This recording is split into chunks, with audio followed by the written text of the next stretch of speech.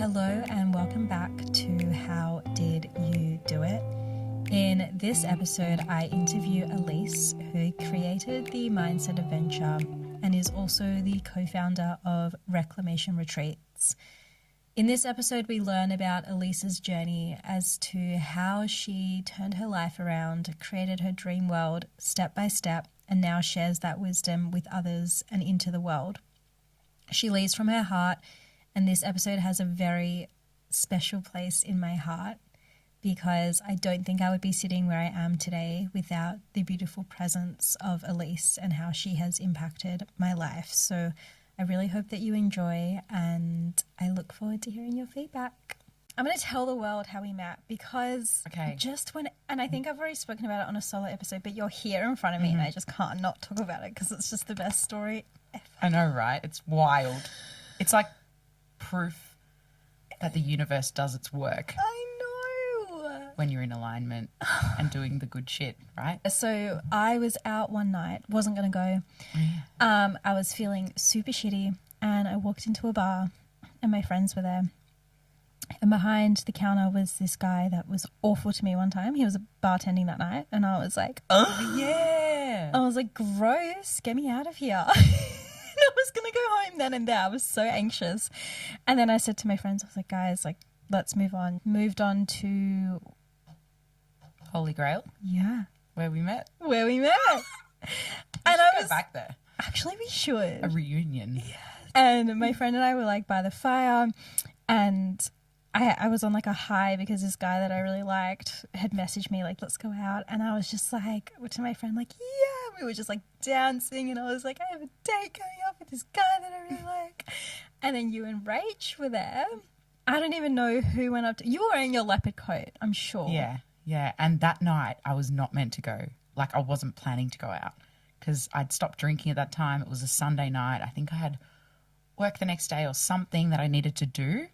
I can't remember, but I remember thinking, no, I'll go to Holy Grail because I like that place. Yeah. And Rach and I had been out to dinner, I think, for we do roast night on the Sunday. And I was like, yeah, let's go for like a drink. So I went and got a mocktail. And then we met you and Eric.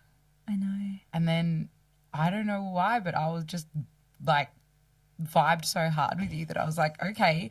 And you guys like, we're going to Emerson. And I was like, oh man. And I thought in my head, I got to go somewhere tomorrow. And then I was like, no, let's go. And we just went. But I wasn't even going to go out that night. And I definitely don't know how we ended up in Holy Grail at that time we haven't done that after any other roast night. So that's just it's just so meant to good. be. Mm-hmm. And then I found out about the Mindset Adventure and you were like, come on Friday.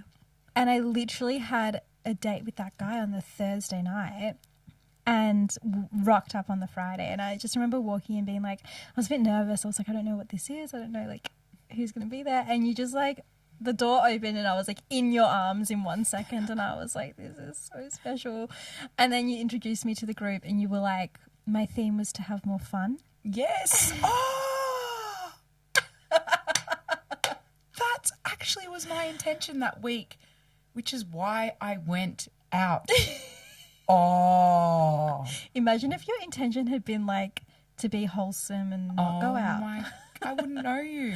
We wouldn't be here. Oh my, that's devastating actually. I know. Oh no. Okay, well we're here. So that's okay. I don't need to get too Before we start crying, spat your water. Because I can imagine us both like getting really emotional. You nearly spat your water into the mic for that. I like fully felt in that moment as though like I was about to have not met you. I love how much you feel. That's something I really love about you is like how much you feel like I feel. And I literally got to the point then that I was imagining never meeting you and I got so upset that I had to bring myself back and be like, wait, why are you getting upset? You're right here. I was so sad in that moment. The moment that we cried on the podcast because we thought that we didn't meet. We did. Oh, shit. Okay. Okay, my mascara's running. Okay, breathe. That was good. All right, well, we're off to a great start there. I'm glad I'm here. I'm glad we met. I'm so happy that And I'm glad that is so cool, Gabby, how you just brought me back to that week. I set an intention to have more fun because I realized I was going just too much towards business, and that I needed to balance. And I did that. And that's probably why I said yes after the roast. Let's go to Holy Grail. And I was like, yeah, let's go. Like, yes. I love it. Proof that intention setting works. It works so well. And you've taught me that. I never set intentions before I met you. Really? Ever. And now I'm That doing makes it me like so every happy. day. Every morning. You, to me, you're like the proof that what you believe happens. Like you show me that self-trust, self-belief, trusting in the process equals magic. Wow. Like that's literally you to me. And it's so powerful. Wow. That sentence. I need to listen to that back. That was big, Gabby. Wow. Well, if that's what I do for you, then my mission is complete. You're like, honestly, I'm out. well, that's what I set out to spread. Exactly the sentence you just said. And I truly believe that intention setting, if you lead with intention and you lead your life with intention and you lead the way, and to do that, you have to connect back to yourself first before you can even know what my intention is. Like, how do you set intentions if you don't know who you are or what you want? So I think that's where that connection piece, the beginning here of really digging deep, which you've done a lot of work on, it's obvious. And it's beautiful that you've connected back to your heart and you continue to do so, and you continue to build your inner trust and your inner belief system. And then you know your values, you know what you want, and then you can set intentions accordingly. And this is why these magical things are happening this week even. Your manifestation the other day, like wild, it's all linked, right? Before I think I set goals and things in my life, but never with intention. It was always goals that like my parents would be proud of, or my friends were doing, or my corporate job required of me, or, you know, like I always say to people, I always used to have like lose 5 kilos, pay off my debt and get a promotion. That's like how I lived my life. And like I was just chasing happiness. And like I feel like ever since I started to connect back to my heart, I was like, those goals are just so empty, I guess. Because I'd lose 5 kilos and put it back on, pay off my debt, spend some more, get a promotion, want another one. I just had no like parameters that were like keeping me anywhere. So I was just like, that sentence just there is like, that's literally it. Because it's like, I would do the same thing. I would buy clothes to feel good, wear the clothes, be like, that costs money, but now I want to feel good again, so I'm going to spend more to feel that feeling again. I would want the promotion so I could tell people that I got a promotion. It wasn't actually because I genuinely was like, this is my heart's desire. Totally. And then the weight thing, it's like journey of a lifetime. Yeah, Lose 5 kilos, put it back on, lose it again. But what does even lose 5 kilos mean? Do you know what I mean? Now I'm starting to like get back in the gym and reframe that of like, I want to feel strong. Yeah. I want this body to carry my soul through this human experience that I'm in. And to do that, I need my body to be healthy and strong. So but it was always about what you just said, looking good or like impressing people, or I don't know, just no self-love, I would think. Right. And I just had that thought of like, impressing other people was more important to me than impressing myself. That's a good one. Yeah, like what mattered to me in those moments, because I was just searching for other people to tell me I was doing a good job because it aligned to their expectations. That's wild. Yeah, and I think that's when you just roll through life, and I call it like a passive participant in your own life. Like, you're just living this life, but it's not like your life that you really want to live. Yeah. You know what I mean? And ever since I took control of my life and was like, nope, this is not working, clearly. I'm in my bed. I can't get out of here. I feel depressed. Everything seems to be getting worse and worse. Like, you know, I was like, I need to do something. You know? I I'm so excited to talk about this. I know, we've got another, we've already talked about that, but that's just, I love how this is flowing. And I think it's, again, proof to me just then actually the way this flows of how much if you connect to your heart, you can speak even in these podcasts and things like this more confidently and get your message across to people that may need to hear it. You know, before I went on other people's podcasts or like lives and I would get so nervous, but now I don't know, I believe in myself more. I believe in where I'm going. So even that is powerful. Yeah, absolutely. It's a reflection I just had randomly. And I think it's great that it came up now though, because even today I've just been reflecting, and I think it's so important that when we're in these states of flow and life feels fucking magical and you're like, oh my gosh, this is happening and this is happening. And me, myself, like I pretty much only share it with you because I know that we both share the same level of like, oh my God. I don't share it with other people because they're not kind of in that zone. They're like, oh yeah, that's cool. I'm like, no, like you don't understand. And there's me just losing my shit in capital letters with exclamation marks and screaming into voice notes. I just get so excited about shit. Yes. And I think I actually not trained myself, but like I've really been intentional with that too. Yeah. Like I remember during COVID, I was so burnt out and lost that like I started to just be like, right, I need some excitement. I realized I was missing like adventure, connection, mainly those two things, adventure and connection. And I was like, ugh. So I just started like recording things, like turned my balcony on to a beach club and then like pretended I was at a beach club. Then I turned my lounge room or whatever into like an Italian restaurant. And then I would go to the beach every morning and jump in the ocean and just pretend I was in holiday. Like I almost had to trick my brain to get through those times. And I think that's when I started to flip my mindset and realize how powerful your thoughts are, you know? And I think that's where it began. I don't know where I was going with that. What did you say before that? I was going to say that I think that it's really important for people to know that you and I have both been through like pits of hell and dark days. And sometimes even like through times they can reappear. Totally. And I used to listen to people like living their best life and I used to get a bit angry. I'd get so jealous and I'd be like, cool. Yeah. Like, let me just go back to my desk now and eat my apple and my salad and love how I'm feeling.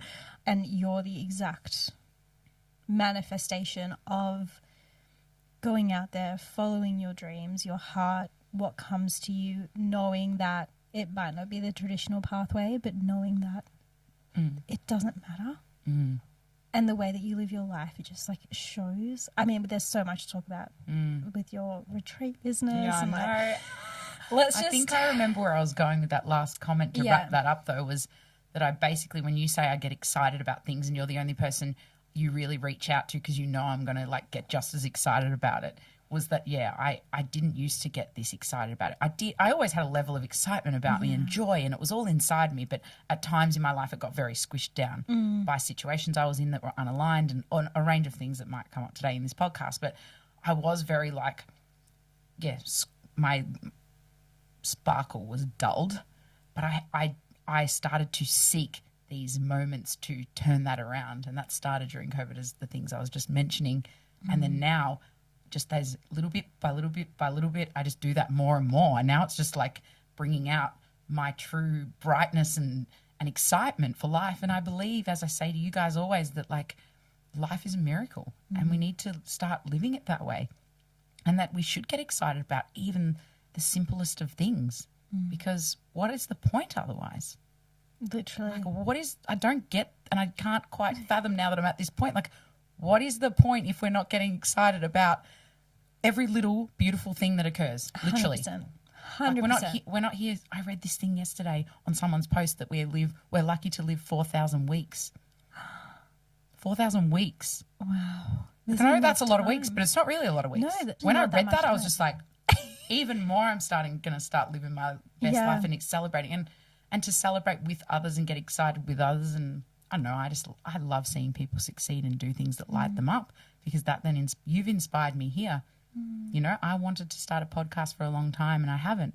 So I may have inspired you, but you've also inspired me. And I think that's how community works, you know. That's the the ripple effect. So why wouldn't we all get excited together?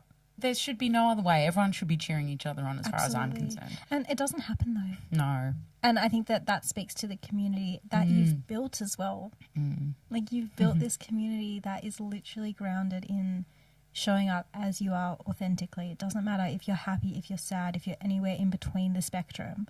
And it's being there and being vulnerable and having people just accept as you are and share these moments. It's just like the friends that I've made through Mindset Adventure, and it's all from this idea that you created, that you had, that you went with, and now it's wild, changing isn't lives. Yeah, that's again that really like spoke to me. Then back at you're reflecting back to me like, and it's again going back to following your heart. If I never connected back to my heart, back to what matters to me, and learnt more about myself, I wouldn't have done that. And created, started running meditation for 4 of my friends on the beach. The meditation came to me. The idea of the Mindset Adventure meditation, because it's a bit of a different form of meditation. Yeah. It's like meditation, reflection, intention setting with some funky music because I love music. So I kind of made it up. Yeah. But it came to me in one of my meditations when I was woke up in the morning in Byron. And so that wouldn't have come to me if I wasn't connecting back to myself daily and doing my meditation. That's why I think morning routines and these things are so important. And then, it evolved to what it is. And you just reflected back to me about how cool that is that people come to that space and feel confident to come as they are and express however they're feeling. And some people are having huge successes and others are really, really, really struggling, but that's okay. And I guess thank you for reflecting that back to me. I'm so proud of that community that's been created. And I don't like to say I created it because everybody created it. I was the catalyst or the person that came up with the idea, and I need to speak into and be proud of myself about how I do have a real skill of bringing people together and making people feel safe and comfortable. Yes. So I did do it. You did but do also it. the people that come and keep showing up create the community. So I don't always like to say I did this. But it's like you can though, because it's your energy as well that like I know that whenever I'm in your presence, I'm just like, it's just you just have this way of like exuding this energy that's just it's almost like tangible. You can just feel it, and then you just like kind of go about life and you're like, life's so cool. Thank you. That means a lot to me. Yeah. And I do hear that most recently as well over the last few months, people say that to me. Like, when I'm in your presence, I feel really good. And that is the biggest compliment. And I'm learning to receive that more and take it in and be really proud of that. I built this level of calmness in my body. I think I always made people feel good, I'm sure. But I never had compliments as frequently as I do now, and it's because I've raised my vibration higher by calming my nervous system and doing all this work and learning who I am. And now I think I was going to say better to be around, but not. Like, it's just all the work I've done has contributed to this energy that I'm emanating and sitting in. We all have it inside of us, but that's what people don't see. I always say to people, we are mirrors. What you see in me is inside you. If you notice it and you're resonating with it, it's because it's inside you. And so I think, everybody has this. Like, everybody has it everyone's different, yes, but everybody has this beautiful soul inside, and these things that are waiting to be brought to life and to shine on people and to, but unfortunately over time and through society and the way the world is, like, we've been taught to kind of dim that and hide it and not express how we feel and all these things, and that we have roles. Like, I was an operations manager for 15 years. That was my role. And I was a girlfriend and at one point pretty much a stepmom or whatever. And then I was just a sister and a daughter and all these things, but like, who was I? Yeah. And I think I was just following whatever I saw around me and just that's what we do. It takes us to come back and Yeah. bring us back to ourselves, bring us back to our souls, and connect to the true us, which has been lost through everything. Conditioning. Yeah. What we see on social media, what we're constantly, what we're constantly putting into our mind through reels, scroll, like everything we've ever done. Things teachers have said to us in the past, everything has conditioned us to the way we are now. The true us is still there, but we need to really work quite hard at reconnecting to that true us. Yeah. And that true us evolves over time. Like me here today is going to be a completely different me in a year from now, 2 years from now. In fact, 3 months ago, I've changed so much from the things I've done. So I think also like, you're searching for to connect back to yourself and searching for your purpose. But that's always going to keep evolving. So we're not actually searching for an end point. We're like, we just need to be on the journey and committed to these simple things, I believe, like morning routines and making sure we're careful of our energy exchange, making sure that we set boundaries, all these quite hard but simple things. If we can just keep on that journey and know that this is the journey, this is the adventure, and it's going to go like this constantly and we are going to ever evolve, but we're committed to it, Yeah. That's Absolutely. And I think as well, like I often have this narrative in my head and I hear it so often, and it's this voice that goes, if I could tell you right now the recipe to change your life, and on the other side, like it works and it changes things for you, I'm going to give you that recipe. It's breathwork, meditation, ocean dips, community, following your heart, being courageous, taking leaps of faith even when it feels scary. Would you do it? And it's this narrative that comes through. And sometimes I go, no, fuck off. I don't want to get in the cold today. I don't want to do that. But it's like, that is proven to work time and time again for people. It's proven pretty much scientifically at this point. Positive visualization, meditation, the way it changes your brain chemistry. And people go, oh, it's hard though. Like my thoughts don't stop. And it's like, of course, it is hard work, but it's like genuinely the thing that changes your life.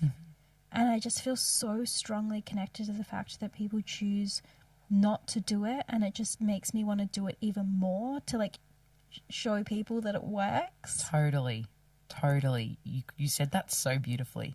You say everything so beautifully, seriously. So do you. Oh my goodness. It's like amazing the way you said, meditation, ice baths, being courageous, taking leaps of faith, all these things. Like it's hard. It's so hard. But it also was really hard living the life I was living. Yeah. Let's get into it. Yeah, okay.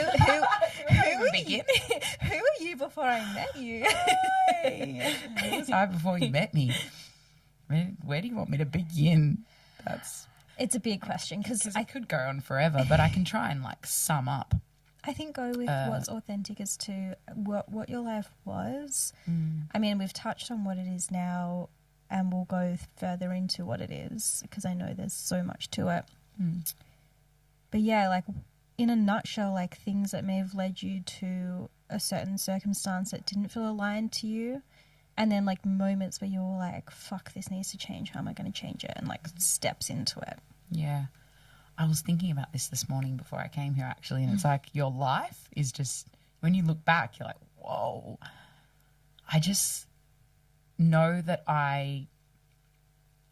as a child, I grew up like with beautiful, beautiful people around me, always. Like family, friends, everything. But I think I just felt really alone a lot of the time. And I think I had to parent my brother, and I feel like my parents at times. I came from a divorced family, so my dad and my mum separated when I was young, and I think I won't go into detail about that because that could be a whole nother, episode. But basically, I'm explaining this now because that's where it began, I believe, is me always in survival mode and trying to parent everyone. And I think I've always been, now that I look back, this very empathetic person that picks up on everybody's energy, and I know what's going on. And so if someone tells me, no, everything's okay, Alyce, this little girl, I know that everything's not okay. So I always was safe. I felt loved. I felt supported. I still do by everyone I really do. Like my parents, my family, my brother. But there was the point where I think just intuitively and energetically, I took on everybody's emotions and I tried to help everybody. And so from there, I think I just adapted this need or want to always help people. And I never really looked at myself or what I needed or what I wanted. It kind of got forgotten about. I forgot about it. And I just started to get into relationships as I was growing up with men or boys in high school and men, whatever. And then bit by bit, I've just noticed now that I look back patterns where I drank a lot, I partied a lot, I did all these things. I worked really hard. I think my measure of success to me was working really hard. I think I saw my dad work quite hard, and he, in my eyes, he's very successful. He's beautiful. He's got a beautiful heart, and I saw him working hard, and I think I saw that as, and many other people, not just my dad. Like I think that's kind of like a culture as well, working hard. And I worked in the corporate world for many, many years, and I kind of like got into that I studied youth work, and I was a youth worker for a little while, but then soon realised I really love children. So primary school children, I started working in holiday programs that were linked to my youth work job at the time. And I was like, I love children so much more than youth. Not really, but I just really got called to this. So anyway, I started working in these holiday programs, and then I got promoted to a manager, and then I got promoted again Anyway, I just worked my way up this ladder, and I ended up in the corporate world as an operations manager running holiday programs for a very long time. And I worked in startup organizations and just helped them grow pretty much to medium-sized businesses. So when you work in startup and they're growing fast, your job is hectic. So when I say that I worked hard because that's what I thought was successful, I think there's an element of that, but I also ended up in these jobs, and I was very good at dealing with people, very good at logistics and organizing. It's like my thing. I just worked my way up, and I worked very hard, and I almost probably didn't take enough time to stop and reflect and I never did any of these things. So I was just working. That was kind of my identity, was like Alyce, operations manager, and I'm going to keep, getting promoted and help these startups grow, and I'm going to end up being the COO and all of these things. And this all like happened. I kept getting promoted, but through it, I also had relationships, and I realized now looking back, I just got attached to, I'm not going to say the first person that liked me, but like people that I had somewhat of a connection with or something, I would get attached and I would jump into a relationship with them. And I would stay in these relationships for significant periods of time. Like I'm talking like 5 years or something. And they were all part of my journey. And, I believe everything happens for a reason. But I noticed a huge misalignment and disconnection from myself. Some of these relationships, one of them in particular, was really, really terrible. Only recently these memories have been coming up, actually. So this is like pretty interesting. I think I blocked that one in particular a lot, but that was this person was, quite, how do I word this? Insecure in himself. Has obviously also suffered a lot of trauma in his life, I believe. And I think because I'm such an empathetic person, he really took advantage of, not meaning to, but did, and was pretty much emotionally and sometimes physically abusing me on and off. And I still don't know to this day like how that all happened and how I fell into that and allowed that to happen to me. I think I just, Anyway, I'm not going to go deep into that. But the point of my journey is I have found myself very disconnected from myself for a range of reasons. And I think it's because I was always too busy rushing around in my corporate job, doing things for my boyfriends, doing things for my family, doing things for my corporate job. I didn't even take a second to think about what does Alyce need or want or believe in or anything.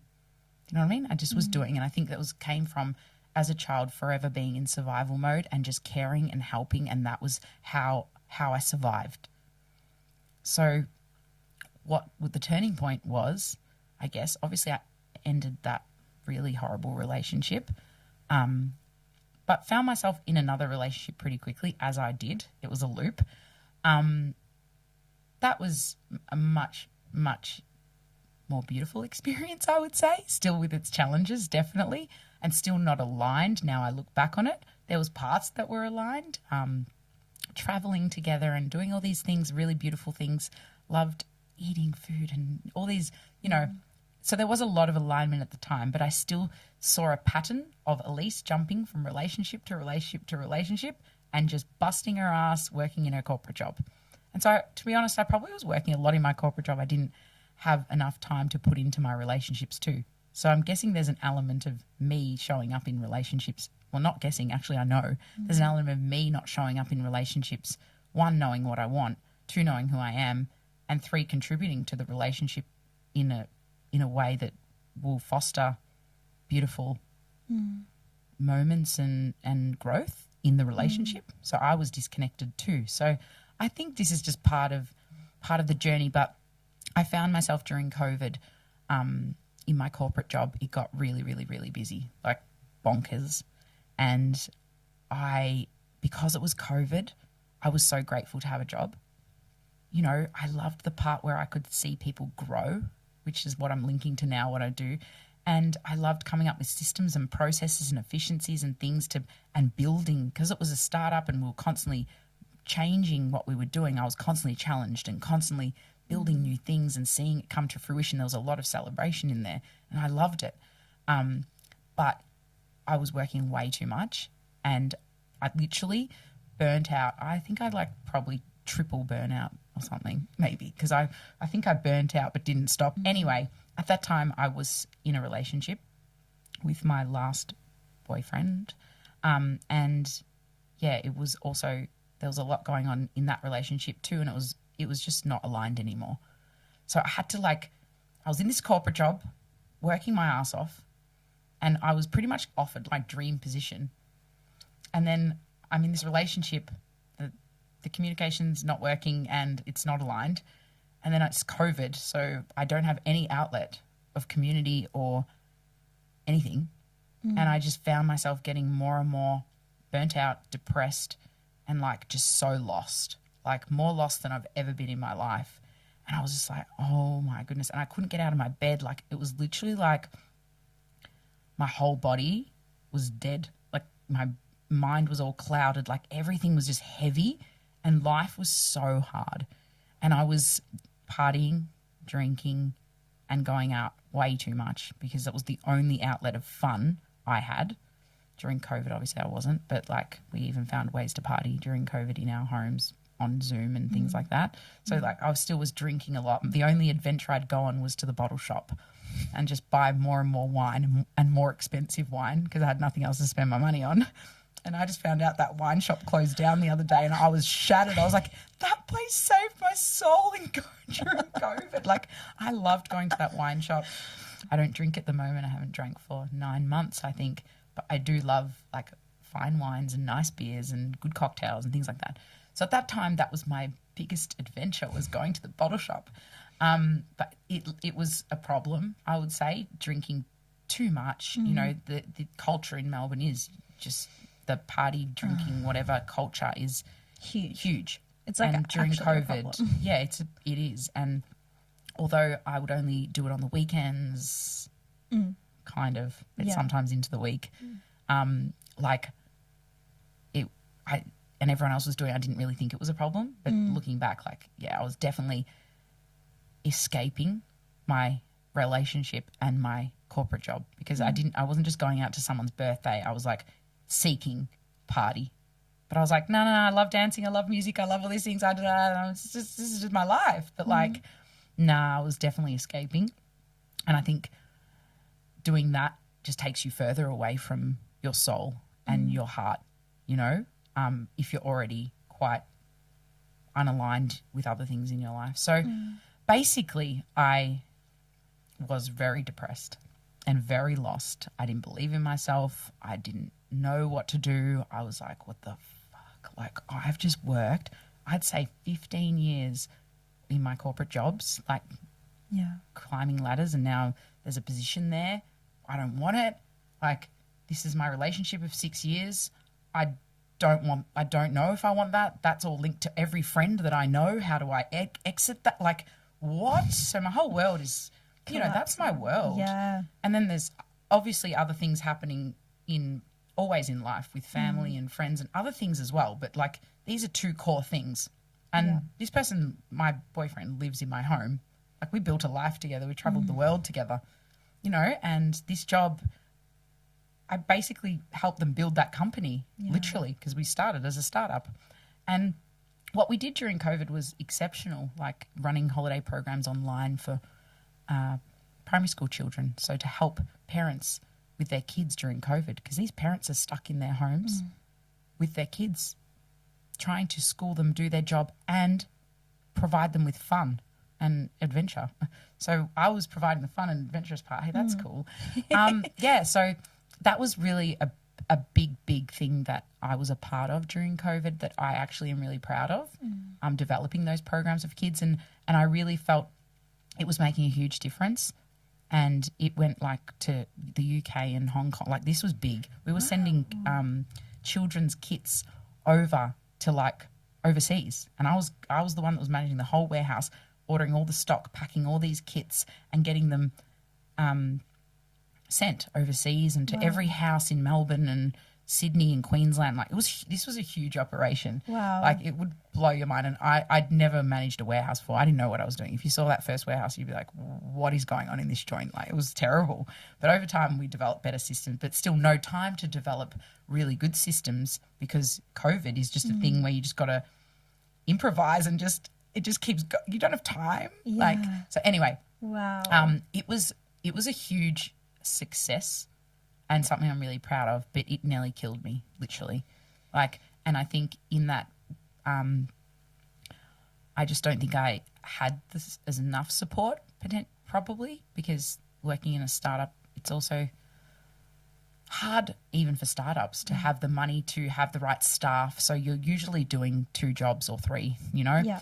So, and there was some other things along that, you know, I wasn't quite working there for me anymore, and I didn't quite feel as supported as I probably needed to be during that time. So I had to make a big decision, obviously. And so I first was like, okay, I can't make all these decisions at once. So I ended my relationship, which was really, really hard because all our friends were friends. And then I decided to keep working at my corporate job, but just try and find balance. And so that's when I hired a mindset coach, because I saw beautiful Katie Valentine. She is my mindset coach. I've worked with other coaches and mentors for other areas, but she helps me predominantly with my mindset and my life. And she changed my life. Like, I met her, I don't know if we met in Melbourne, but anyway, we were traveling in Berlin, and I'm pretty sure we met in Berlin, and we're at a party. And then I started following her Instagram, and then I saw her posting some things about meditation and breath and this course she was doing called Metamorphosis. And I was like, message her saying, what is this, and can you sign me up to it? And I didn't know anything about wellness in this time. Like, I was just like, I didn't even meditate. I just worked. I remember one of my bosses the founders of the company I was working at, used to say to me, come meditate with me. And I was like, I don't have time to meditate. And I used to get frustrated that, like, how do people have time to meditate? Like, I am busting my ass and you guys are just sitting in there with your eyes closed. Like, what? This is how not, like, I had no idea. I had done yoga probably and the gym and things, but not cold water immersion, not meditation, not anything. And so I just, something came over me and I was like, I need someone's help because I can't continue this way. Like, even though I've ended my relationship here, like, there's still all of this. Like, there's so much. It wasn't the relationship. Like, that was just at one time that was aligned and then it wasn't.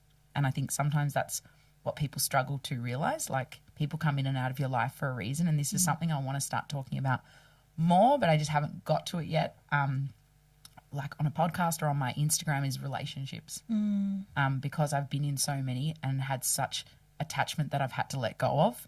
And yeah, I'm really passionate about it, actually. I'm not in a relationship right now. I'm open to the idea of dating, but I've been in my like shell or like my maybe almost to the point of hyper independence. So I'm trying to bring that back and drop into my feminine and explore a little bit. But I'm really passionate about relationships, and I think it is because of how much I've been attached and I think held on to the idea of somebody, and spent a lot of my years in unaligned. They were at one point, sure, they must have been somewhat aligned, and every single one taught me so much. Even the worst relationship I was ever in, you know, I'm grateful for that, to be honest. And if someone said to me, would you do that again? Like, if you went backwards, like, and I said, yeah, I would, because it made me who I am today. And I'm able to help other people through that pain, you know. That's that, turn your pain into power. So that is kind of where it got to. The moment was the I need help, and my whole life was just like, so I hired my mindset coach, and that's where it all began. And I started to, she set me up with a morning routine, and she helped me look into my heart, look into my life, set goals, simple goals, like, and yeah, so much we did together. But that was like the pinnacle moment. I think just before I started the first course with her, which was called Metamorphosis, and it had like a coaching element, hypnotherapy element, and an astrology element. So it actually, I did this with like, so she had 3 healers in the course that you went through the journey with. That just cracked me open. Wow. Like, it's, yeah, that course is so powerful. So I got to like get kind of like thrown in with like, I guess, so many different modalities at once. And it just really took me to this place where I was like, whoa, I've so lost connection to myself. I don't know when I was last fully, I don't think ever, connected to myself. And so I just, before that, I think just before I started that course, I decided to get in the ocean because I saw my neighbours and my friend Alyce, they were always getting in the ocean, and I hated the cold. I didn't hate the ocean, I loved it, but I was scared of the ocean.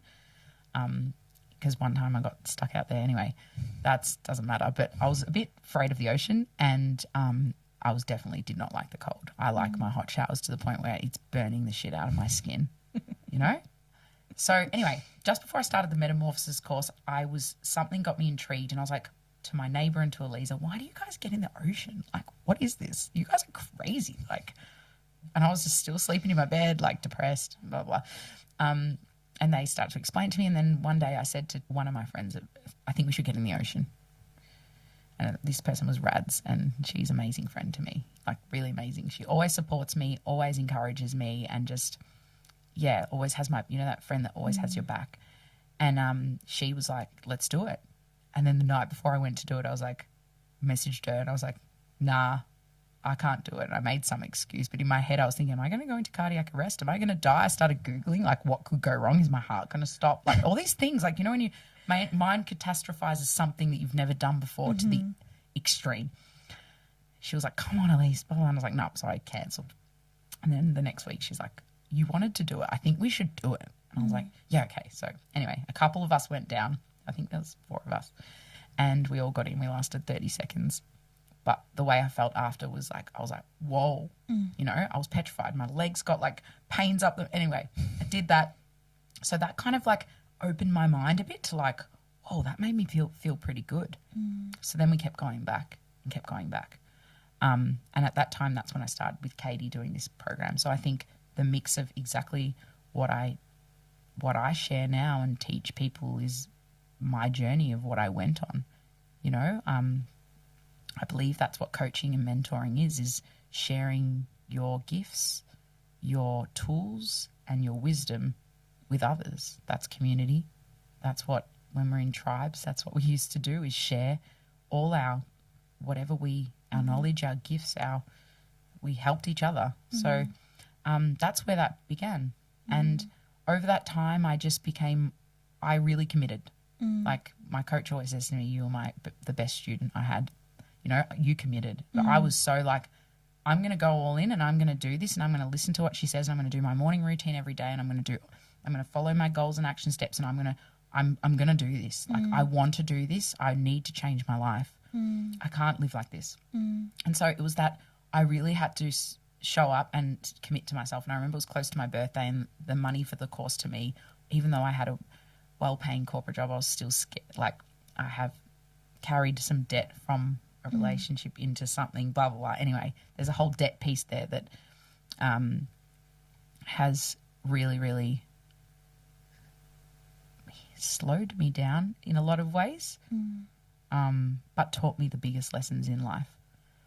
So when I was investing in that, I was like, oh my God, I felt sick paying for it. And like, I didn't know, but once I did it, I was like, this is your birthday present to yourself and you are going to change your life, Alyce. Like, this is it. Like, you're going to follow this. I didn't really know I was going to change my life, but I was like, I'm going to, you know, something's going to change and it needs to change. So I committed and I did it every single day and I kept going in the ocean.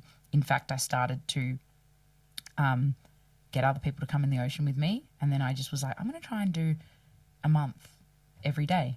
And then I did another month and then another month. And then, anyway, I ended up doing, I think it was 220 days straight of cold water immersion.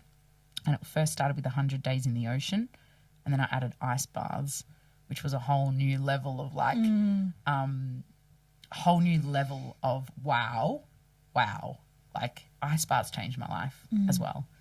And when I started ice baths, I met the amazing Lars and he got me into my first ice bath. How that came about is even more amazing. That was, again, once I started to do this work and meditate and breathe and set goals and action steps and keep myself accountable, I was able to hear myself more, my heart more, my soul more. And I was able to start to vibrate at a different frequency, I would say. That's how I like to say it. I see everything as a frequency. And then I started to see different people come into my life. And I was like, who are these people?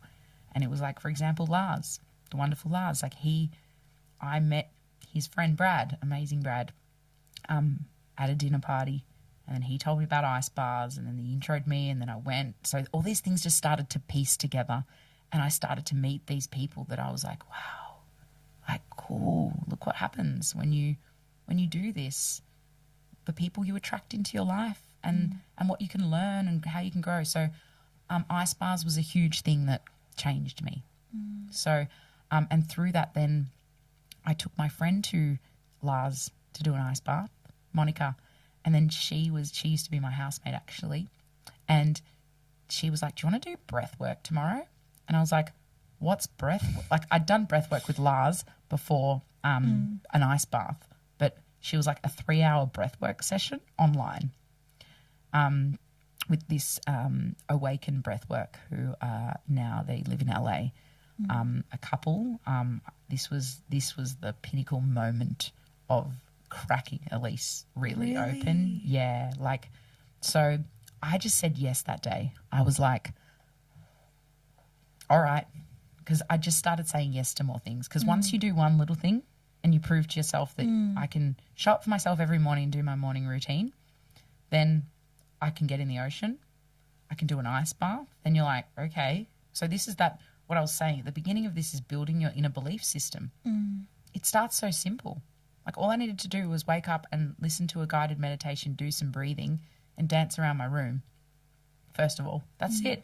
And I just did that every day. And that simple thing just changed. Now I share morning routines with my clients. I've changed this morning routine over time and adapted it to what works for me and what I believe, and intention setting is a part of it and things like that, because I find that intention setting is everything. But yeah, that moment was like, I just was like, yeah, okay, I'll do 3-hour breath work tomorrow. I was like, do I have to lay there and breathe for 3 hours? Like, what is this? But I was like, I'll do it. So we did it. And man, that session, I still to this day can't explain what that did to me and how that opened my mind and my life and how much I understood about my life. Like, it's like it took me through my whole life in this breath work, and I saw every moment and the challenges and what they taught me and why they happened, and I released them and screamed and let go of my attachment, and like I was just like, it was wild. I was sweating, I was screaming, I was, like, and the way that it was like a journey of my life in front of my eyes, but it was so powerful. And people say to me, what is breath work? What's a breath work journey? What's the breath that you do? And I'm like, I can't tell you that. Mm-hmm. You just have to go. And you probably have to go more than once, because it probably took my 3rd session for me to actually feel trusting to get into a state for it to be able to release. Like, the releases I get in these breathwork journeys, what appears, obviously you're going past the first state of consciousness, so you're able to get into different brain waves, and you're in a safe space to go into other realms, and like it's life-changing. You're right. Every breathwork journey is so different. And I was just like, somehow that first one I ever did, it was online, and I felt very safe. And the journaling we did before it was a very detailed journaling about our life. Like, it was huge. And then the way we were breathing, it was unbelievable.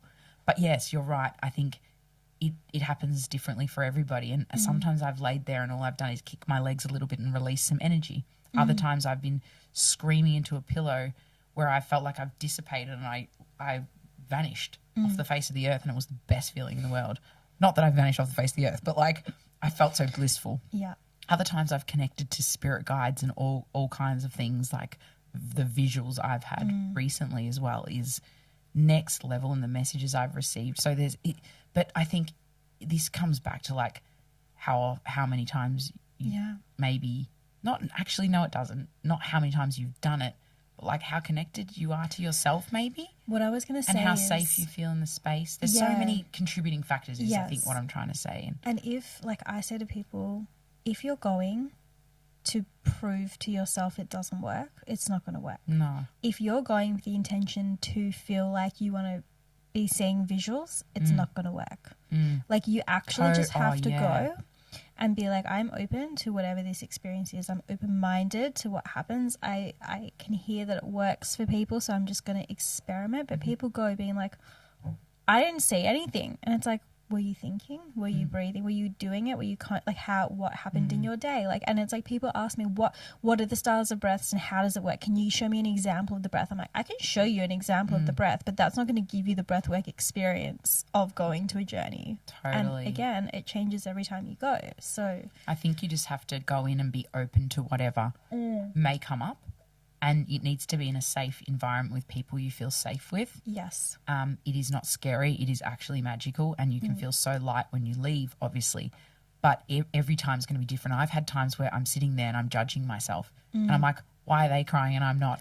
Yes. Or why am I not breathing? At least you're not breathing properly. And then in that moment, I've learnt, hey, Alyce, this is what you do in everyday life. You compare yourself to the person next to you. How about you stop doing that? So already I'm getting lessons. I'm not really in the breath work where I'm purging out things, but I'm still learning. So I'm like, okay, now I'm just go in with an open mind and I'm curious to whatever will come. I set an intention, maybe it won't be met, maybe it will. And just knowing that I'm in that room breathing is so good for me. That's it. And I think if you can just go in with that. Anyway, I could go on about breathwork for a long time, but that was the moment that, again, there was quite a few moments that led me to this. And I then decided to keep working with my coach because I realised this is what I'm meant to be doing. And I said to her, I've been coaching people my whole life in my corporate jobs. I love culture and building teams and doing all these things, and I wanted to study psychology. but I never actually quite got there because I did youth work and then I went into the corporate world. So I never went on that. I was like, and I did a counselling course a long time ago. So I always wanted to do something like this, but I went on that little journey and then I came back and I was like, oh, I'm meant to be coaching people. And so I did another course with Katie where she really helped me bring my Instagram page to life. At the time it was called Alyce Eats Life.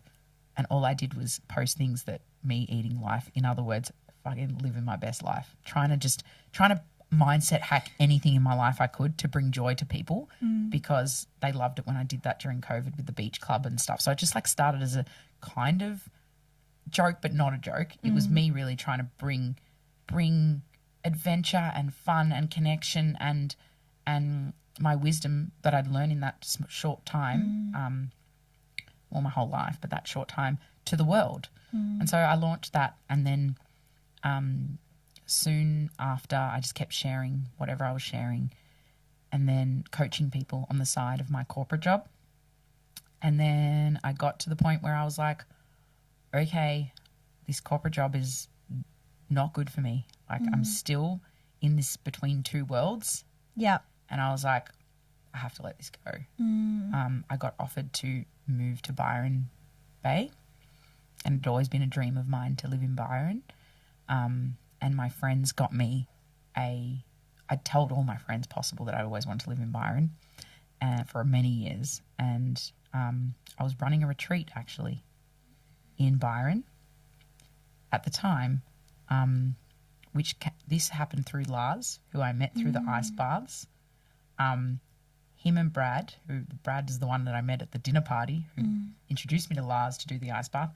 They messaged me when I was on a holiday in Byron. So now I've got to go back before the retreat. They messaged me on a holiday. This is actually a cool story and it leads everything to where we're going. But I was on a holiday with my friend Dana in February in Byron. Lars and Brad called me and said, we'll be in Byron tomorrow. We're going to check out a retreat. Do you want to come? And I was like, yeah, all right. And then I got there and they're like, the venue was beautiful. The people, and they're like, so are we doing this? And I was like, what do you mean? They're like, well, we're doing this. I was like, me? What do you mean? They're like, yeah, of course. Like, that's why we brought you here. I was like, oh, I thought you just wanted my opinion, you know? Anyway, I was like, okay, yes. Like, this is the moment that I'd already proved to myself all these things. And I started to see why everything was fitting together. And I was like, okay, so we launched a retreat, pretty much sold it out, I think with like 18 or 20 people. And I ran this retreat with Lars and Brad in Byron a few months later. And when I was in Byron running that retreat, I still had my corporate job at the time. My friend who lives in Byron, Dasha, she messaged me saying, hey, you're moving to Byron. But this stage I'd forgotten about moving to Byron. I was just there on a holiday and I was living my life in Melbourne. And I was like, what do you mean? She was like, I found you a house. And I was like, what do you mean? I was flying into Byron to run the retreat on the day that she messaged me. Wow. And I said, when I finish the retreat, I'm coming straight to you and you can introduce me to this person. So I did. I ran this retreat. I left and I drove straight to this person's house who lived across the road from Dasha, and they had this beautiful Balinese villa in the back of their house. Yeah, this is wild. And I always wanted to live in Bali, Byron and Amsterdam. They were the three places I was like, I could live here and one day I think I will. But I didn't want to move to Bali yet or live in Bali for a bit because I had my beautiful dog Mia. This story is actually probably going to lead us to her. But yeah, I always wanted to live in Bali for a bit or overseas, but I never wanted to take Mia on a plane. She was like my child. She came everywhere with me. She was at every single corporate job. Like, she sat on the chair next to me. Everyone knew her name. When people came in for interviews, she was up next to them, introducing herself to them. She was like an icon of all my jobs, of Chapel Street, of like all our friends. Like, everyone was like, that dog is a human. And I believe she had the most beautiful soul. And she came into my life when I was in probably the worst unaligned relationship that I was in. So at that time, I believe she came into my life when I really, really needed it. And she changed my life, that dog, for sure. Like, she helped me through all of these things. I might cry soon. That's okay. But yeah, I got offered the Balinese villa in Byron, And it was a house sitting gig for 2 months while this couple went to Greece. And so I was like, okay, Alyce, you got to do this. Like, it's just not just given to you for no reason, you know? And at the time they didn't want a dog in the villa. So I had to make a decision. Do I go? Do I stay in Melbourne? It's only 2 months. In my mind, I kind of thought maybe I'll go to Europe, maybe I'll go here. So I decided, no, I will leave Mia for 2 months, because I've always left her, like, when I went overseas. I was traveling a lot. I love traveling. I always went to, like, Vietnam, Cambodia, like Europe, all these things. So I'd left her for 2 months before. So I was like, okay, Alyce, this is something you need to do. Like, you have to follow this. And so I was going to work there, like in my corporate job, but then I decided, no, if you're going to go on this journey, you can't do it while you have this corporate job. So I quit my corporate job. I resigned from like a really, really big role. And so my beautiful friend Shannon looked after Mia. She lived in my room, and I packed my car and I put some things at my mum's house. And then I really didn't know if I was going to ever come back or not ever, but like I didn't know. I knew I'd come back and get Mia. That was the thing that I knew. After 2 months, I was like, I'll either get Mia or I'll move back to Melbourne. So I packed everything in my car and I resigned from my corporate job and I went and lived in Byron. I'm telling you, this, I guess, is a good thing to highlight, is through this journey you need to take huge risks. Through this journey you need to really push through fear. Like, you know how scary that was? I'd never lived in another state or suburb, or had lived in another suburb, but not another state or another country. And I was leaving my child, pretty much, my dog, who I love with all my heart, and she was my arm. I never went anywhere without her, really. And I quit my corporate job and I moved to Byron. Even just saying that out loud to you is like, what the hell, Alyce? I was re-identifying myself all through that when I broke up with that last boyfriend. And so I lived in this beautiful Balinese villa. It was like I was in a movie, literally. I could hear the waves crashing. It was unbelievable. And in this time, I had a part-time job that got me out the door, and I was still coaching, obviously. So I was part-time coaching, part-time online job that I could do from the villa.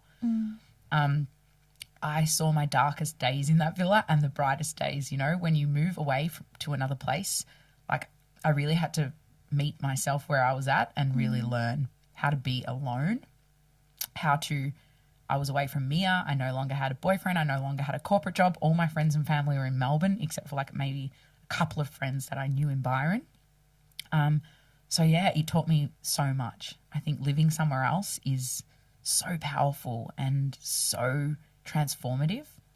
But while I'm getting to this part, it's nearly to where I am today, is basically I was flying back and forward to Melbourne to run events at the time with Kate and Lars at the ice bath, because I was like, can I help you with events? Like, and I was running like a few little meditations at the start, but I was really scared. I was like reading it off a script and like I'd write it down, and then I was so nervous and all these things, but I just knew that I wanted to like coach people in the ice more, because I'd realised I really love coaching people through the ice bath, and I saw what it did to their life and their face when they get from that fear jumping in the ice to that confidence coming out. Like, it just lit me up. So I was like, I want to help you and let's run events together. So I was flying back and forward from Byron to Melbourne, and I was just slowly running some events, and I was like, we were selling them out, and it felt good to bring people together. And then I was only meant to be in Byron for 2 months, but when the couple came back, they were like, Alyce, you can't leave. I was like, what do you mean? They're like, we love you. Like, you can't leave. And I was like, well, I'm leaving because my dog is in Melbourne and I will not leave her for another second longer. I can't. And they were like, bring her. We'll build her a gate. So they built a gate for Mia, and I brought Mia to Byron Bay. I drove all the way back, picked her up, and we did this amazing road trip together all the way back up to Byron. And it was unbelievable. And I'd always envisaged taking her in like a van or like a combi van or whatever, because I just like love being on the road. Like, I love driving. I love being free. I love being on scooters in Bali. I love adventure. Like, I just feel like you're me. Like, just Same but This different. story going way too long. I didn't know I'd go down this path I so love far, it, but I guess yeah. it connects to where I All am of it, now. And yeah. I just love that freedom, and driving to Byron and back. I just loved it. People are like, how are you doing this? I'm like, I love it. And especially when I had Mia next to me, it was like a dream come true. And all these things happened, I believe, back to what I'm saying at the beginning, is because I kept pushing through, building my inner belief system, connecting to my heart, pushing through loneliness, pushing through fear, pushing through, like, Byron Bay is one of the most expensive places to live in Australia. Like, the Woolworths is apparently the most expensive Woolworths in Australia. Like, why did I move to somewhere that's so expensive after, like, quitting my corporate job and trying to start my own business? Like, whoa. So I love it. sometimes I was eating porridge and Mia was eating, like, the top grade food. And my mum's like, are you eating porridge again? And Mia's eating fine grade food. I'm like, yeah, it's okay. Next week I'll be all right. So there was, like, heaps of financial fear, and that lack mindset kicks in hardcore. And being so far away, even though it's not that far, it's a 2-hour flight or a 18-hour drive, like, it's far when you're so far out of your comfort zone. Yeah. Like, I'm talking hectically out of your comfort zone. Totally. I don't even have a proper job. Yeah. I don't even know how to run my business. I know how to run other people's businesses apparently, but not my own. And, you know, it's totally a different ball game. And so I'm in this villa. I don't know many people. I'm constantly meeting new people, which is a whole thing in itself, in another state. Anyway, so Mia and I had a road trip. We ended up there and I got her on my favourite beach and just remember being like, whoa.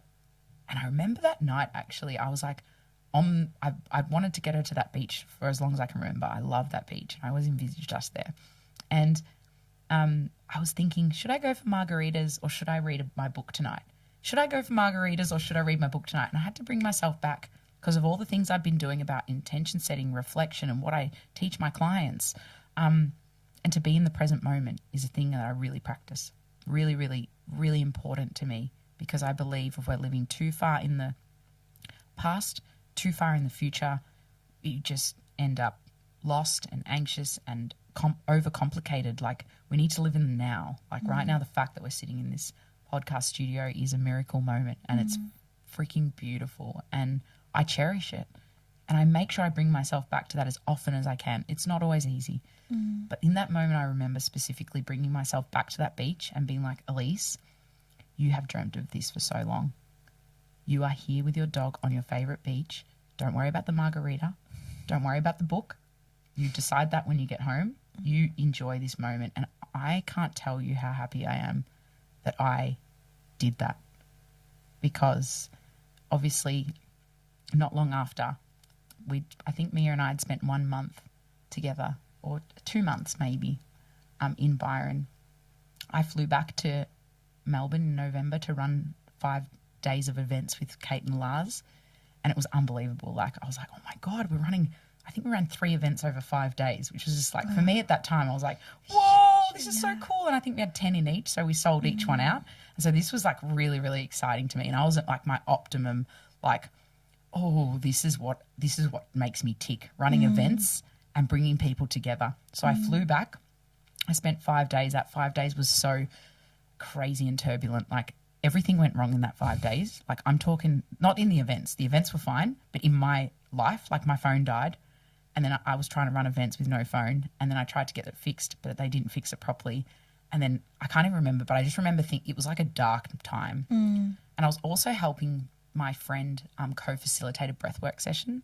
So I often helped different people co-facilitate because I really love breathwork and I love holding space in that. And that was building my confidence.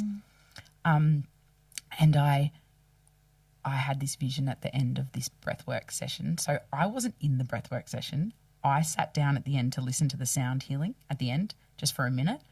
And I don't usually do that because I'm holding space. But I was like, this music is so beautiful. I'm going to sit down. And as I sat down, I got this vision, and it was something was wrong with Mia. I know. And I didn't think too much into it. I was just like, no, that's just, don't worry. You think that's something. I always worried about her. And I was like, no. But it was a very clear vision. I remember the face and the vision that happened. Anyway, it's crazy. I ran one more event the next day, and then I flew back to Byron, and I got there and Mia was really happy to see me. And I was so happy to see her. I have a video of it. And yeah, not long after she passed away, 20 minutes later of a heart attack. I know. And that obviously was like so traumatic for me, and it broke me into a million pieces. Like, it broke me. I didn't know what to do. Like, I was like, what do you even do? Like, you're in disbelief. You don't believe. You just like, what do you mean? Like, I thought she would live to 12 years old because she was like this healthy bulldog that ate premium grade mints and all this food. And everyone was like, she's the healthiest bulldog I've ever seen, blah, blah. But she was 9 years old and she must have had something going on with her heart, and you never know what's going on in older bulldogs. But she passed away in that beautiful Balinese villa with me in Byron. And that whole how she came into my life in one of the hardest times in my life, in that relationship that was very, very, I'm going to say turbulent, but that's not even a name, to how she left my life when I was in the best place I've ever been, I would say, like running these events and doing these things, and how she waited for me to come back is just, I still can't quite comprehend it.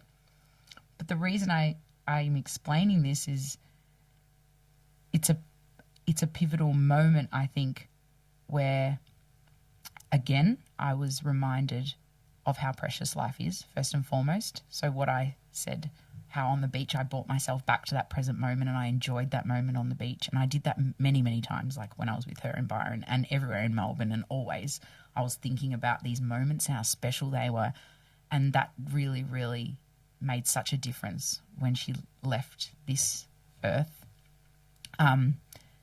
because I cherished those moments and I cherished what she taught me, and I now keep living through the lessons she taught me. And the connection that we had was obviously a really, really special soul connection.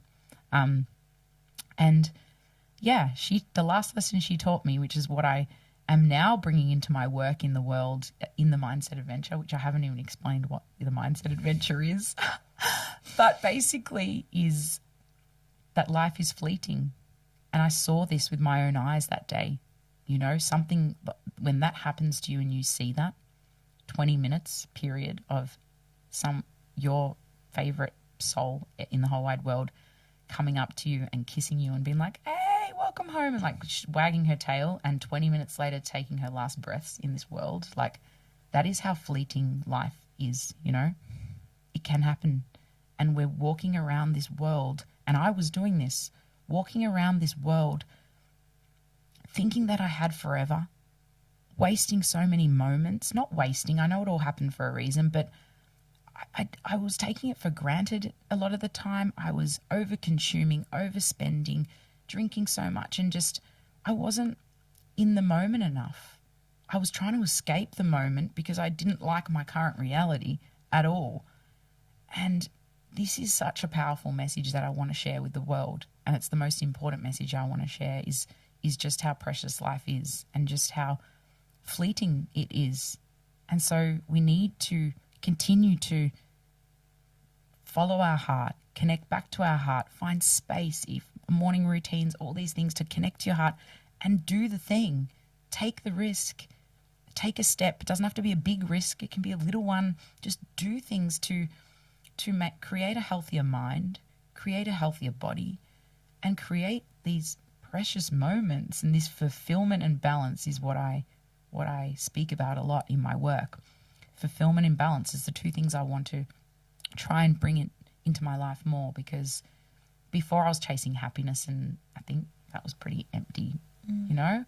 So I always connect back to, now I actually got it tattooed on my arm in Bali.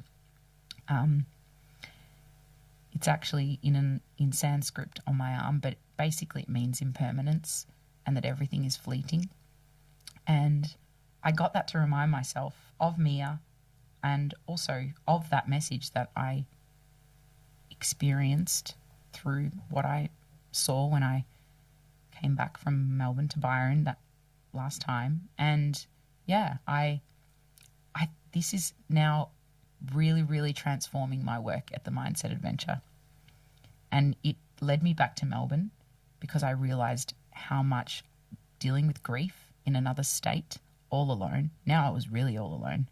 Like, I had friends in Byron, definitely. And if I didn't have those friends in Byron, wow, like they helped me tremendously, but they weren't many. And my friends and family in Melbourne are the people that knew me the most and deeply, and they knew Mia deeply. So trying to grieve in another state without a proper job was becoming quite hard. So I was just very lost. I found myself in another like kind of lost moment, but luckily I had all these tools that I had gained over time and like all these people and all these things. So that time, you know, I decided to move back to Melbourne.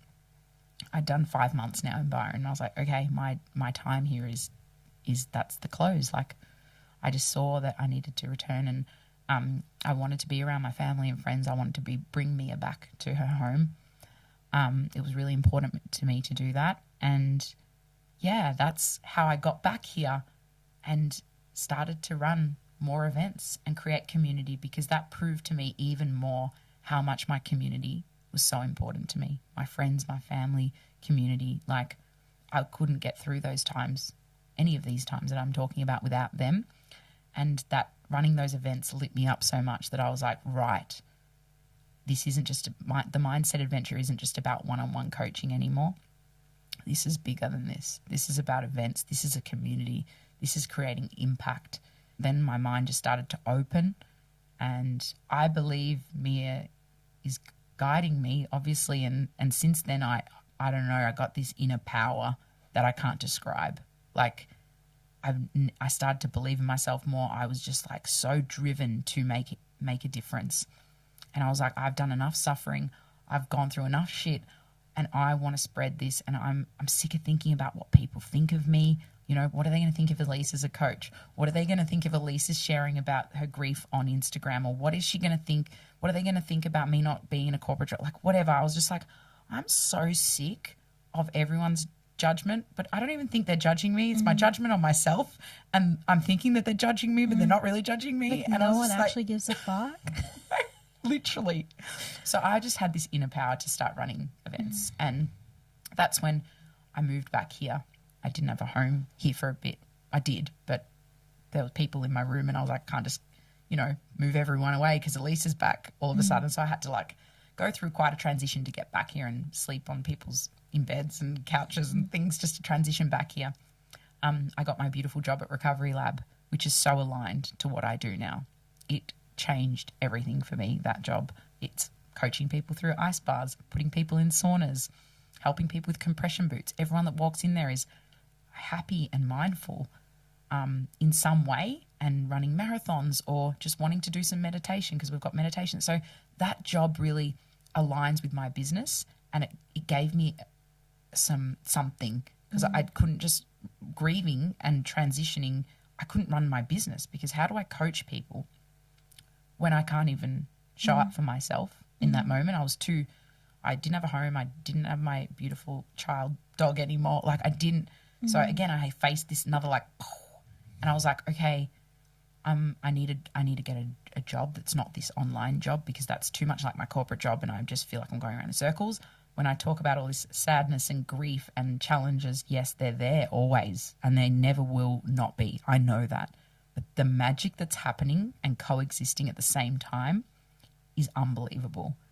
And it's my ability to continue to connect back no matter what. Through this time, I was still always doing my meditation in the morning, always doing my breath, always doing my journaling, jumping in ice bars. When I was in Byron, I was jumping in the ice every day. I was breathing with my friend Alex that does my one-on-one breath work. Just so happens he was in Byron at the same time as me. So we breathed every morning together. Like, just all these amazing things, you know? So while I talk about my journey, I think it's important to know where someone's been to where they are, because someone said to me the other day, like, oh, Alyce, you're just blessed, or like, you're just amazing, or you're just like, no, like, I built this and I connected back to myself, and I've pushed through so much hurt, so much pain, so much grief, so much change to get here, and it is magical. Like, it is so, so, so magical. The way my life is right now, there's still challenges always, but the magic that's happening at the same time. And these kind of like, you know, they're not as like, Yeah. they're kind of like this now. You know what I mean? Totally. So it's like, and I know how to deal with it and what to do. Like this morning I do an ice bath with you before we do the podcast. So then I'm at my optimal game. You know, I breathe, I have conversations with people, I speak my truth more, I set boundaries, I do all these things constantly. Sometimes I'm like, get me off. I don't want to be out of my comfort zone anymore for a second, just 1 second. But I'm keeping on pushing out of my comfort zone. And I think that without these practices that now I guess teach and guide people through in the Mindset Adventure, through one-on-one coaching, through my new group program that you're in, and then obviously the weekly events. So I run weekly community events, the Mindset Adventure, with breath work and meditation, intention setting, reflection, and ocean dips, just a beautiful place for people to come, and retreats now as well.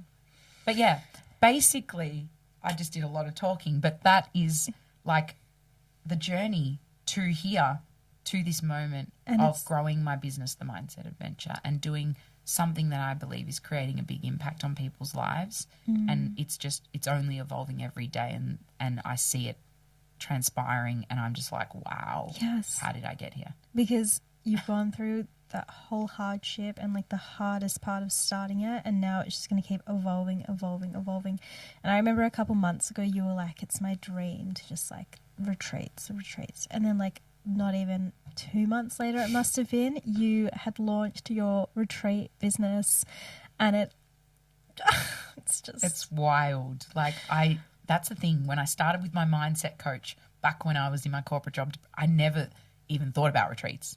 Like I ran events for children in my corporate job. So it just didn't occur to me, you know. I just was like, I'm going to get this mindset coach, then I'm going to start coaching people. Then it led to events. Now I ran a retreat. We sold out and ran a retreat in Bali a month and a half ago.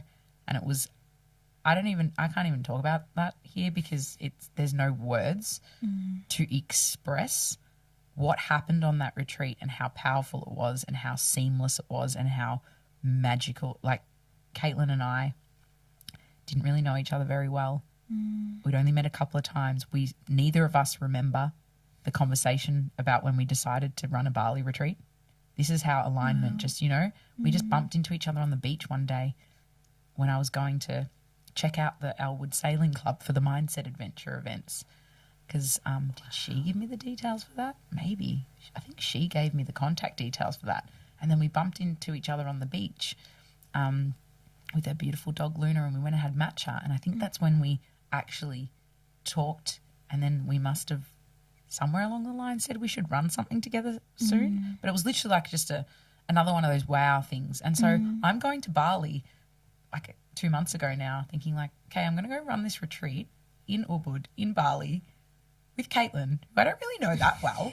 You know what I mean? Like, but I just, something felt right, and we both trusted the process. And Caitlin as well is a coach, and she runs a breathwork, amazing breathwork, and a range of things she does too. So what we do is quite similar but very different. And yeah, neither of us remember how the conversation came about, but all I know is we both must have followed our intuition, and at that time it felt so right. We had to push through fear. We had to push through uncertainty. We had to launch something that we didn't know if anyone would actually turn up.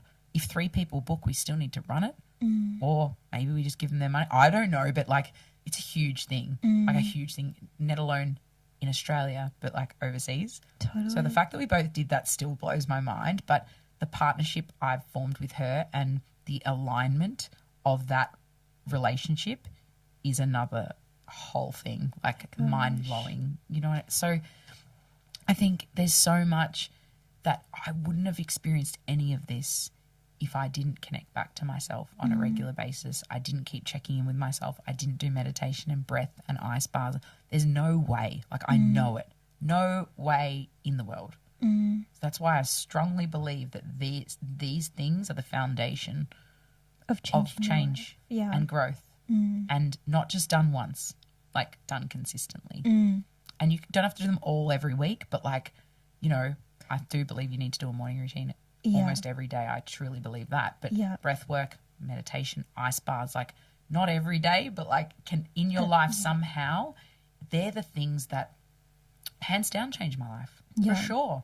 And I would not have run a Bali retreat, and now we've nearly sold out our next Bali retreat. I know. Like, I pretty much by Monday, I don't know if there'll be any spots left, which is just wild. Yeah. So, yeah, it's. I hope that my story is proof to people that they can do anything they put their mind to. I didn't think I could do any of this when I was in my bed, so depressed, so burnt out, in the wrong relationships. Not the wrong, just in unaligned relationships, relationships that no longer served me, and in jobs that no longer served me, and that people need to realise that not everything is forever, you know, and people can come and go in your life, jobs can come and go. We need to be adaptive, we need to change, and we need to connect back to ourselves to follow that intuition. You know? And I think as well, like just connecting into the fact, and I can even connect very quickly back into the fear of just like the big black unknown. It's like you're making a decision and you don't know where it's leading you. And there are very, very uncomfortable feelings that arise. And so much so that you almost want to go back into like, oh no, actually, I'm good in the corporate job. Like it wasn't that bad. It wasn't as bad as I thought it was. I can get through burnout. Like I'll just go on a quick, like, it's like, no, like just actually sitting with the unknown in trust is like the hardest skill. But once you just lean into that, knowing that if you're obviously not just sitting around waiting, like if you're taking conscious action and you're consciously trying to create something for yourself, like the right people and things manifest from that. Totally. And I think it's what you said, aligned action is so important, you know, and I think having, and this is what I do a lot as, I guess there's like, I would say there's 3 parts of my coaching now, and my coaching evolves as I evolve. That's how it works. Like I can only take people as far as I've gone myself, and I work very intuitively. But the 3 pillars that I kind of focus on is mindset, life, and business now, because obviously I'm running 2 businesses essentially. So people coming to me more that are starting their own business, but the life element is important, and I think it's that goal setting and the action setting, not just a goal, but your action steps. Like, what are the goals that are aligned to your values and aligned to your heart? Yes, you could have a big goal. My big goal on my vision board was to own my own retreat. You know, it still is. But like, I didn't start looking at that. I just started as like improving my life a bit and my mindset, myself. And then it led to this. So like, I think everyone needs, well, not everyone, but if you're struggling, if you're finding yourself in this big black hole, as you mentioned, where everything seems so hard, just return back to the basics. I think people think like this isn't going to work, like it's too simple or but it's not. Like it's literally setting goals today that align with where you're at, not goals that where you're going to be in 5 years, not goals that your friend is setting, not goals that your parents want you to set. It's like, this is actually a very like therapeutic process, and you hold a very good space of like listening. The mindset piece is all around meditation and breath and journaling and looking at what your values are, setting better boundaries and really understanding your limiting beliefs and where they come from, and then being kinder to yourself and learning all these tools and skills to foster a better mindset. Then there's the life piece, which is like goals and what do you really want to do? How do you want your life to feel? How do you want your life to look? But more importantly, feel. And then little action steps, you know, and breaking it down. Like sometimes I've worked with clients and like broken it down in a spreadsheet with them and like really look at the bigger picture, then zoom down and then set budgets with them. All kinds of things I do to like simplify what can seem very chaotic in your head. And if I try to think about everything I want to do right now, even today, I will blow up my mind and I won't take any action.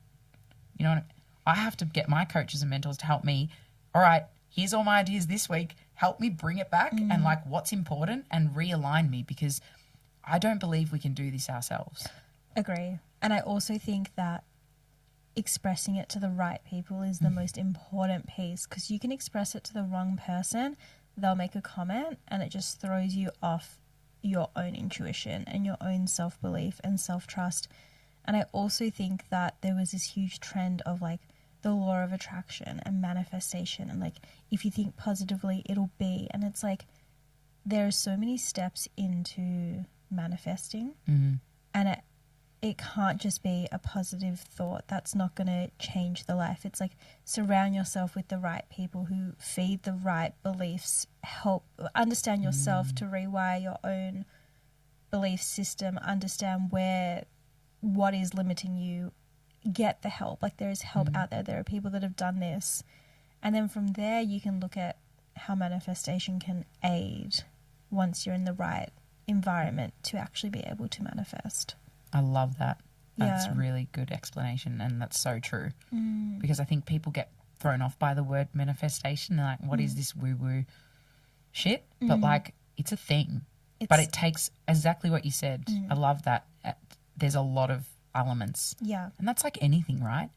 Everything has a lot of elements. It's not just the one thing. It's like a toolbox of things. And yeah, I think that alignment piece and making sure you feel comfortable with the person that you're speaking to, your mentor, your coach, even if you are confiding in a friend, like make sure that they are aligned and they're supporting you, because don't underestimate the power in, as we've seen, having good people around you that are really excited for you, genuinely excited for you, because it can be really damaging to just see all this toxic positivity and this success, you know? And what is success to you may not be success to me, and that all, we compare ourselves. So that vulnerability piece is so important, and that comes back to even with coaches and mentors and people you're confiding in. You need to be able to be vulnerable, and you need to be able to be them to lift you up too, and be the right person for you. So really feeling into like who's the right person for me to go to get to that help. And I believe in like a team, having a team around you. Like I have a mindset coach, and I had another coach that was helping me more around showing up on video and my messaging and marketing a bit more. And then kinesiologist helping me clear energy and really understand my energy, my astrologist that helps me, oh my God, like understand myself through an astrological perspective, and helps me clear energy and some meditate. So like, and then there's people that have obviously taught me how to hold space in a breathwork setting and connect to my heart and be intuitive in that setting. So there's like different mentors and different people that I can see how Lars helped me so much, mentored me in ice baths, and then coaching people through the ice and teaching me more about, so many people that I have gathered as a team. And I think that's not just a one person. If someone's telling you they can change your life and fix you, they can't. They just, it's not one and it's just you have multiple guides that are sharing their wisdom and their knowledge and tools with you, and then you gather your own wisdom and knowledge and tools and you share that with others. And that's just literally like community and the ripple effect, which I love, right? You're even teaching me now like how you can run a podcast. Like this is it. Yeah. This is what we need to tap into more. Yeah. Community and working, building a team around us, whatever that looks like. Yeah. Like a team that really believe. Like there's, you can feel it. You can feel when there's like a little bit of jealousy, or you can feel when people are a bit like, oh, like I'm happy for you, but like also they're kind of not. Like they're happy, but they're also kind of dealing with their own shit. So it's kind of a bit like, you can feel, I mean, if I can feel that. I don't know if I can definitely feel it. No, totally. And then you have people that are like, I actually want the best for you. Like I actually want you to be in your best light, whatever that looks like. And let's get you there. Like, what do we need to do for it? Totally. And I think the people that perhaps don't make you feel that way, it's not always that they're not your friend or they're not the right coach for you or whatever. It's just they're not in alignment at that time. And that's not to say they're not in alignment ever. You know, I've had that struggle, I guess, and a huge thing, part of this journey I think people struggle with, and I've spoken about it recently and a lot of people have resonated, which is friendships and the transition that as you go on this healing journey or any journey towards building whatever life you want to build, that transition, your friendships change. They don't all go away. You don't have to get rid of them all or anything but they change. And some people you need to distance yourself from, or it naturally just distances. And then others, you know, And then sometimes there's a distance, but then it comes back around because they're now more in alignment with you and you can share. Like, that's just a part of it. And that's been a really hard part for me to look at and acknowledge and understand, because I was always that person that like had so many, I love all my friends. Like, they all add something to my life and have, and some for many, many years. And like, I love them all. But that whole transition, sometimes I feel really alone. Yeah. And I know I'm not. I love that you've just said that, only because like people look at me and be like, you have so many friends, like you have so many people. And sometimes I sit there and I'm like, I am really feeling very alone right now, or lonely. I still go through that. I do too, all the time. I did it 2 days ago. Yeah. Like, that was a real moment where I was like sitting in it and I was like, whoa, I feel so alone right now. And I know that I could call any of, I'm talking my friends, my family, everyone. They would be on my doorstep in a second. They love me. They support me. I know they have my back. Like, I know I'm not alone, but I feel alone. And I think that's just the transition as well in life of like, and I feel like people listening to this will all be like, yeah, I feel like that too. I feel like there's not one person that doesn't. 100%. And it's like we're all on this journey and we're all on different paths, and there's just that. You can have all the mentors and all the coaches and all the friends and all the family, but you can still feel really alone. But I think sitting in that alone is also where the magic happens. You know, I remember, as I was speaking to earlier, the Byron, when I was living in Byron in that villa, I felt like sometimes it was like, man, I just wanted to jump out of my own skin. That's how alone I felt, because I'd been so used to being in so many relationships and so many, like, I'd always have people around me and I'd make bulk plans. I'm talking, my calendar was stacked with social activities because I didn't want to sit in my own skin. Same. So when I was sitting in my own skin finally in Byron with no corporate job, which was also my escape, like that was my purpose, like I had to sit in that. But I feel like that also made me so much stronger and so much more resilient, and made me really understand myself more in those times. And I built, again, back to that inner belief system. Like, I built that, like, no, I can sit in that and I can get through it. And look what happens on the other side of that. Look who I attract. Look at the opportunities that come my way, you know. And it's a never-ending journey. Now I'm in it right now, like, in many different ways. Like, I feel a little bit alone. I'm taking more risks again. Like, I'm now launching, you know, this retreat and doing that, and then trying to get my coaching is still, like, amazing going. But now I'm launching a group program. Like, how does this all fit together? How do I continue to generate an income for myself? I can't rely on a job paying me. Like, I still work at Recovery Lab a couple of days a week because I really, really love it. And I know that interaction with people is really important to me. I can't just sit in my room on my laptop. So I've learned that I need variety. And so and Recovery Lab is very aligned. I want to keep that and then build this. So how do I do it? So it's just like, people might look at my Instagram and go, oh my God, Alyce is getting all these clients, Alyce is running retreats, Alyce is this, but like, there's still so much financial stress, so much, like, so many hurdles to jump over and so much fear to push through. Again, it's like, someone said to me a long time ago, and this resonated, about a Mario Kart game. And like, it's like you get to the next level and it's more challenging. Oh, yeah. This is life, right? And I know this is never, ever going to end. Like, it was challenging in my corporate job too, you know what I mean? Because I was going. So like, this is just something that I've accepted now. And I think if we can learn that, practice that acceptance piece of accepting this is life. So how do I navigate this the best way possible? And when I hit that low, I'm going to sit in that and I'm going to accept it for what it is. And I'm going to listen to it and be curious about it.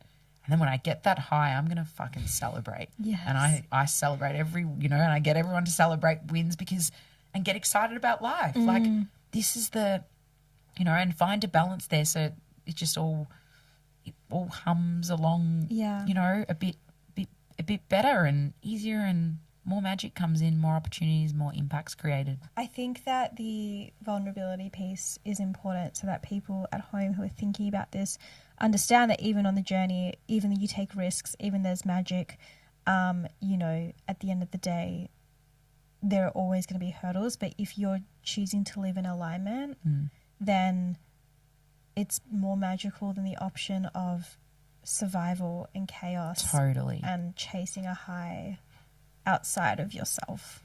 Definitely. I love what you're doing here with this podcast. Like, really, it's unbelievable, because it's so important that people know they're not alone, and they know that there's help out there and that they can access it. There's communities out there they can access. The Mindset Adventure is one of them, obviously, that anyone is welcome to come weekly. It is pay by donation, and I want people to come and feel a part of it. You can lay there and not talk to anyone, or you can talk to people. Like, it doesn't matter. It's just a space for people to come and be away from the chaos of life, because I was in that chaos of life, and I didn't step away enough. And it just takes one little morning to step away, to reconnect back to yourself, that could really start to move the needle on your mindset, on your life. And who knows who you'll meet, who knows what you may discover, and then it can just go from there. And it's like a ripple effect, and it can expand so much. But I think this vulnerability piece is huge, and could probably be a whole nother episode, you know. But sharing your vulnerability enables other people and gives permission to other people to share theirs. And I think for too long we've been, you know, told not to cry, not to, you know, just to suppress ourselves and our emotions, and to let it out, and is so much easier to start to move forward and through it, rather than try to jump over it. Absolutely. We could definitely talk about that for a whole other episode. Maybe a part 2 coming. Yay! But thank you so much for coming on. Thank I really you, Gabby. appreciate it. And I will add all of your links and where people can find you. Yeah, I know. I'm so excited. Thank you for having me. Like, it was an absolute pleasure. It was so beautiful to go back over my life and realize how I got here. And that's that reflection piece that I talk about all the time. That reflection is the key to a meaningful life. So we need to stop and reflect more, and we need to set intentions more. If you set intentions and you reflect, you're going to keep yourself in this balanced and more fulfilled place. And I think that that's so valuable. So you've given me a time today to reflect, stopping and really realizing where you've come, where you are now, enjoying the journey, enjoying the moment, and taking your time. I'm so proud of you for creating this, and you know, that's exactly, you've done that, you know. Thank you. I really Thank you appreciate for it. sharing this podcast with people, and I hope whatever I've shared today helps It's magical. someone. And you know, if they want to discover more, they can check out the Mindset Adventure and just come along to whatever they want. Yes, yes. Thank you so much. Thanks, Gabby. Thank you so much for listening to this episode. If you do like it, please support it in giving it a thumbs up, a like, a subscribe, all the things, notifications on, and it will help me massively.